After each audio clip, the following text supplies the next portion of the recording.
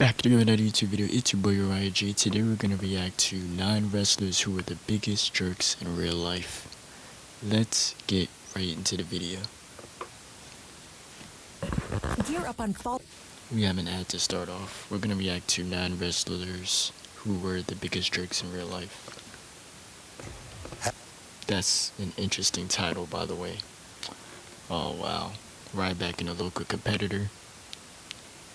Have dreams. Dang. Times wrestlers were the biggest assholes. Number 1, CM Punk. Now there are plenty of names to put on a list like this. He's known for getting into altercations, but he's my favorite wrestler. Don't get me wrong, he is my favorite wrestler. But he is known for getting into altercations with fans and stuff like that. But I'ma let it slide with CM Punk because he's my favorite wrestler. So let's continue. They easily put guys like Hardcore Holly on here, but it feels that CM Punk gets a pass more often than not. Look, when it comes to his fans, CM Punk is a complete angel, but the former WWE champion has had his douchebaggery moments that are hard to ignore. Now, there have been rumors that CM Punk isn't exactly a pleasant person to work with. I mean, what you expect? And he's a good heel.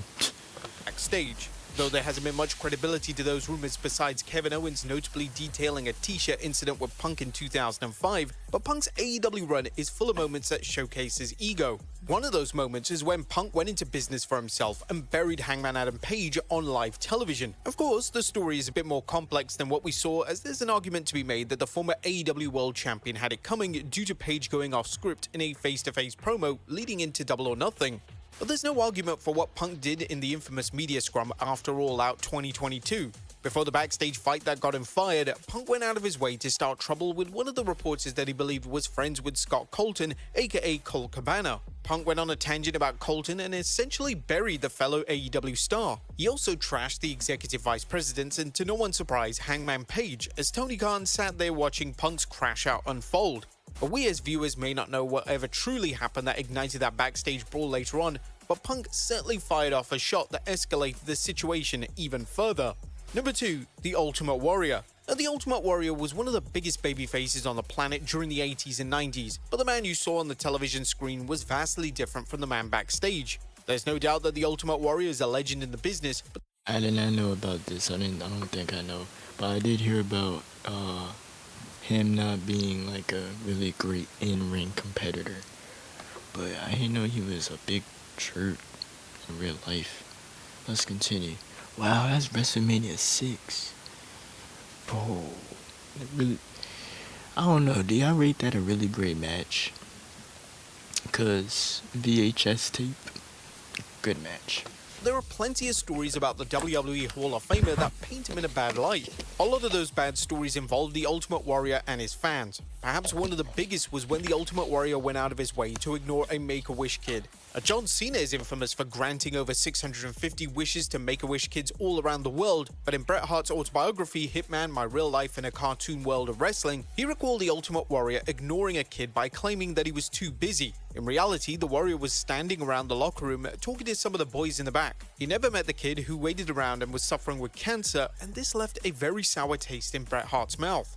But that wasn't the only incident with a fan. The Ultimate Warrior encountered a young fan at an airport and was extremely rude towards him. Now, there's no context on how the kid acted, and it's been noted that sometimes fans can be rude when hounding wrestlers at the airport. But the funny thing about this is that the father's kid was a general manager of the channel that was airing WWE programming. Unsurprisingly, the channel was ready to cancel the show, but Vince forced the Ultimate Warrior to make an apology video for the fan. A Warrior during this apology video was less than thrilled about doing it. In fact, it took him various takes just to make an apology. However, it only gets worse, as in the early 2000s, the Ultimate Warrior made some extremely hateful and derogatory remarks about the gay community. During a speech at the DePaul University, he said that gay and lesbian couples have the same disease as priests in the... See, I did not know he had a lot of controversial things behind. Okay, now I see. But like I said, the only thing I heard about was him not being a good in-ring competitor. Catholic Church. He even took shots at Heath Ledger following the Oscar winner's death, claiming that it was a good thing that he was gone because the negative influence is now removed and his own child has a chance for a full recovery. The Ultimate Warrior never apologized for these remarks. Now, the Ultimate Warrior left behind an unforgettable legacy, but there's no denying that he wasn't the nicest person on the planet. Number 3, JBL. Now, it's well documented just how much of an asshole that John Bradshaw Layfield is. The guy was a notorious bully backstage, and there's numerous stories about JBL hazing and harassing WWE stars. One of the most infamous is the big mistake he made in heckling Steve Blackman. Now, Steve Blackman's martial arts act wasn't a gimmick. The guy was a legitimate fighter that can knock your teeth down your throat. Perhaps JBL wanted to test this by grabbing Blackman's butt. That was an odd sexual harassment thing that the former WWE champion did. Hardcore Holly described the entire incident in his book, The Hardcore Truth. JBL grabbed Blackman's axe and the former WWE star said he doesn't play that shit. Knock it off. Surprise, surprise, JBL didn't knock it off. So Blackman just beat him like a government mule around the airport. But that wasn't the only incident. Wow. Well, I do know JBL is known for his storylines. They were kind of stereotypical in like around when he was fighting Eddie Guerrero. Y'all remember like around SmackDown? The Blue Meanie story is the most widely known. Apparently JBL wasn't happy with the Blue Meanie outing him as a backstage bully, so he beat the tar and feathers out of him at One Night Stand in 2005. The beatdown required 12 stitches. The Blue Meanie actually threatened to sue WWE and JBL, and in response, WWE signed him to a short-term contract and booked him to beat JBL in a match. This was a match with the chair shot heard around the world. Meanie got his revenge and a nice paycheck out of it. JBL has been known to torment the Hardy Boys, Mark Henry, The Miz, Justin Roberts, Joey Styles, and Mauro Ranallo. In fact, the bullying of Mauro Ranallo was so bad that he had to leave the company. Now, allegedly, there were people who weren't fans of Ranallo because of his vast knowledge of pro wrestling. JBL was one of those people. Ranallo went from a SmackDown commentator to NXT due to the harassment he received from JBL. And now the former WWE star has never confirmed any reports of being bullied by JBL, and Ranallo has even denied them. But the period of rumors sparked an onslaught of past employees who shared their terrible experiences working with JBL. Number 4, Austin Aries. It's always a shame to... The greatest, what was he called in TNA? I forgot his nickname. The greatest to... I forgot, but he was a great wrestler in TNA.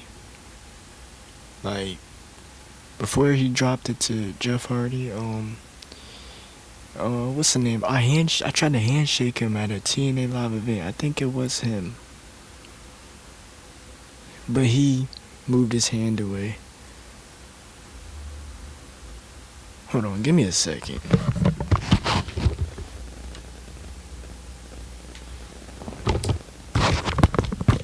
We're back. I just had to check for something. Yeah, but he had to move, but he moved his hand away because he was like playing a heel. So, but the Brainbuster, underrated finisher. That was Austin Aries' finisher, isn't? I think that's still his finisher too. Write down Austin Aries because he had so much potential to be a big star. But Austin's biggest enemy was himself. Whether it was TNA or WWE, Aries was known for being a big pain in the ass, something he's admitted in the past, but some incidents throughout his career firmly put him in the asshole category. One of them was in 2013 when former TNA announcer Christy Hemme accidentally said his name wrong as he and Bobby Roode were coming out of their tag team match. Aries clearly wasn't happy and confronted Hemme, who eventually corrected herself and properly named the duo, but then Aries proceeded to put his crotch in Hemme's face. And to the credit of Aries, he did apologize for the stunt and TNA disciplined the former TNA World Heavyweight Champion. But fast forward to 2018 when Austin Aries and Johnny Impact I don't think I heard about that. headlined Bound for Glory. These two were having a great match until the finish. Actually, the finish went off as planned, but Aries went into shoot mode by not selling Johnny Impact's finisher and storming to the back. Aries claims that this was all part of the plan, but he's not been back at Impact Zone since 2018. Since that time, a slew of sexual abuse So I'm guessing Austin Aries gets a lot of heat backstage. allegations popped up in 2020.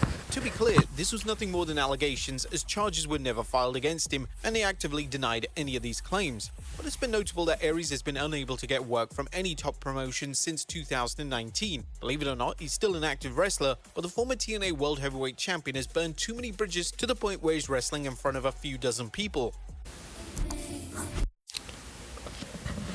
Okay, we have an ad. New Jack.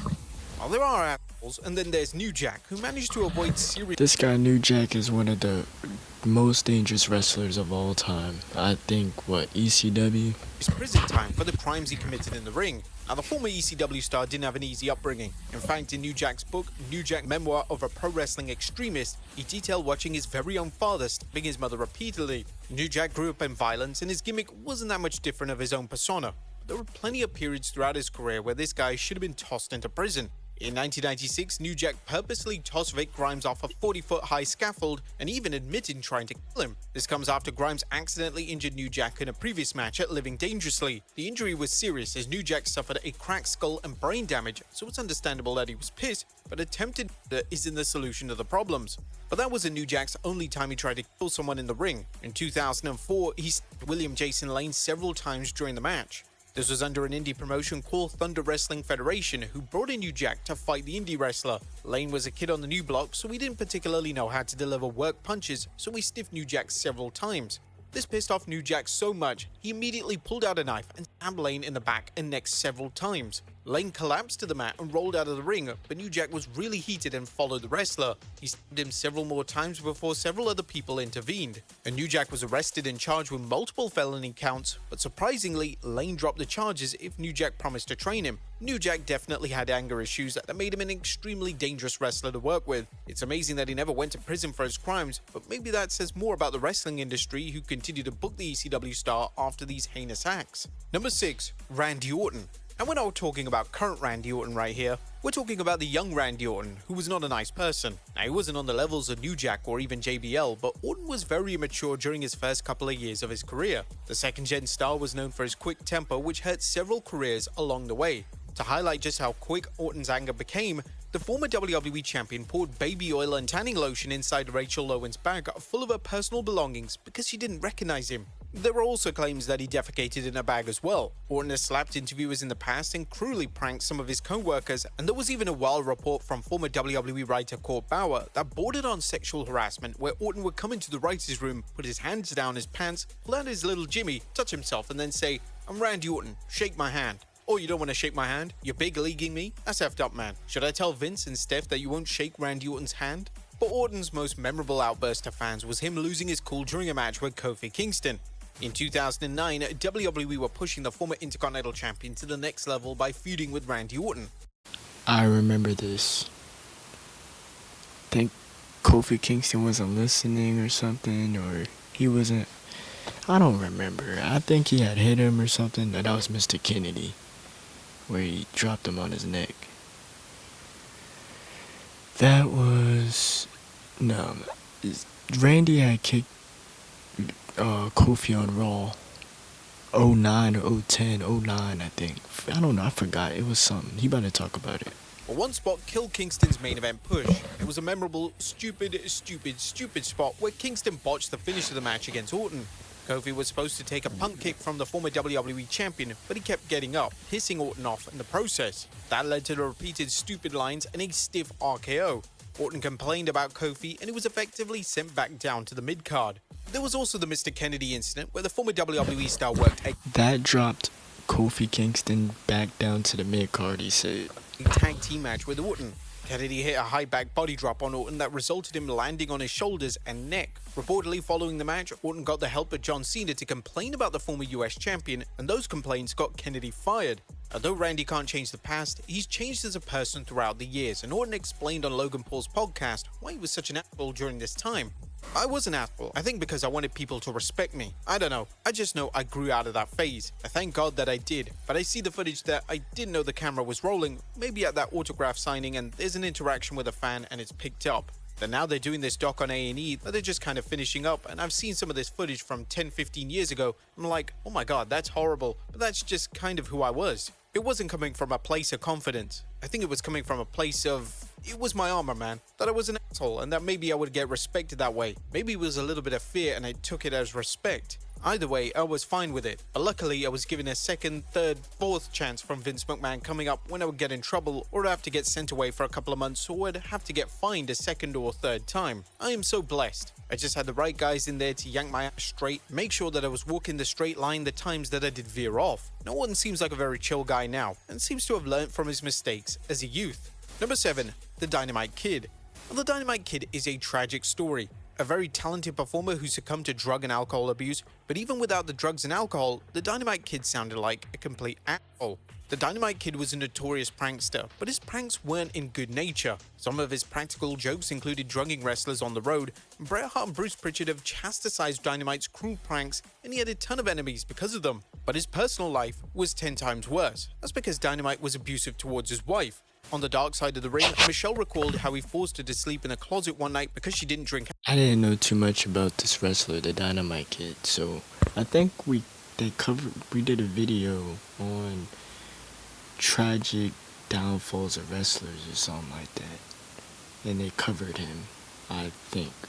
Alcohol that came after a long drive home where the Dynamite Kid purposely drove erratically on the road to scare his wife. But the big incident took place in '91. Now, it should be noted that the Dynamite Kid was deep into his alcohol and drug addiction, and his behavior didn't just terrify his wife, but also petrified his kids. The abuse took so much toll on his wife that she started having suicidal thoughts. She knew that a divorce was necessary, and she informed her husband by giving him a one-way ticket back to England. But the former WWE star wasn't happy about that, so he put a beating on Michelle and grabbed his shotgun and threatened to shoot his own pregnant wife in front of their kids. Thankfully, it didn't go any further than that. There's a reason why the Dynamite Kid isn't in the Hall of Fame, and it's because of how much of a terrible person he was in real life. Number 8. Logan Paul. And was it really...